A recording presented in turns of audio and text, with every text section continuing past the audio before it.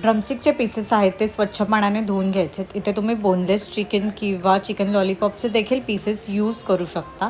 त्यानंतर आपण ह्याला मॅरिनेशन करणार आहोत. मीठ, मसाला, हिरवं वाटण ह्याचं मेन इन्ग्रेडियंट आहे टेस्टचं. हळद, या सगळ्या गोष्टींनी थोडा चिकन मसाला देखील तुम्ही ॲड करू शकता. ओव्हरनाईट हे जर मॅरिनेट केलं तर खूप छान टेस्ट येते. चिकनमध्ये ते सगळ्या गोष्टी छान मुरल्या जातात. सो मी ते ओव्हरनाईट मॅरिनेट केलं आणि हे नेक्स्ट डेसाठी ओपन केलं आहे.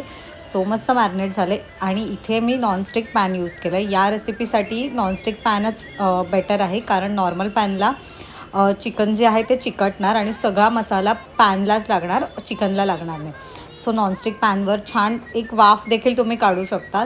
असं शिजवून घ्यायचं आहे आणि त्यानंतर सर्व करताना देखील बटर आणि कोरिएंडर टाकून तुम्ही सर्व करू शकता. गरम गरम खायला खूप छान लागतं. स्टार्टरसाठी बेस्ट रेसिपी आहे. You can any time try.